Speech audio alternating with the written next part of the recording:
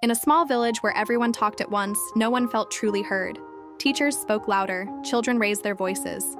Even friends interrupted each other, not out of rudeness but habit.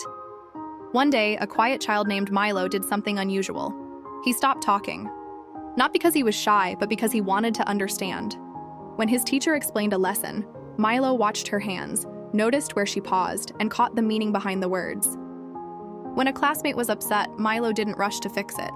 He sat beside them. "I'm listening," he said simply. Something surprising happened. People began to slow down around him. Voices softened. Explanations became clearer. The teacher noticed students learning faster. Friends stopped arguing as much. Questions became thoughtful instead of rushed. At the end of the day, the teacher asked, "What did you learn today?" Milo smiled. "I learned that listening doesn't just help me learn," he said. "It helps everyone feel safe enough to learn." From that day on, the village didn't become quieter, but it became clearer. Because real education doesn't start with speaking. It starts with listening. Milo loved school, but one day he made a mistake. During a math lesson, he answered a question confidently and got it wrong. A few children giggled. Milo's face grew warm and he looked down at his desk. For a moment, he wanted to disappear. Then the teacher did something unexpected. She smiled. "Milo," she said gently, "can you tell us how you thought about the answer?" Milo hesitated, then explained his thinking. The class grew quiet. "Oh," another student said. "I almost did the same thing." The teacher nodded.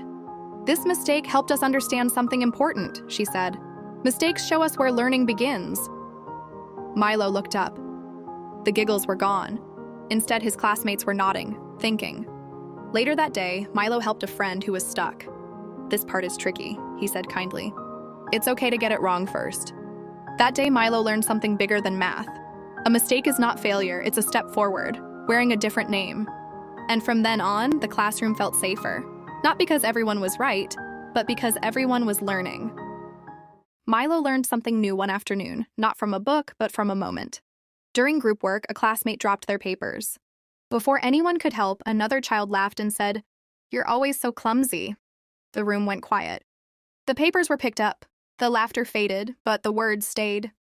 Milo noticed the classmates' shoulders sink.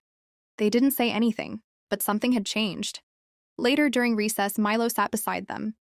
"That wasn't kind," Milo said softly. "But you're not clumsy. You're careful, you just hurry sometimes." The classmate looked up, surprised. "That felt better," they said. The next day, the teacher wrote 2 sentences on the board. Words can be thrown like stones.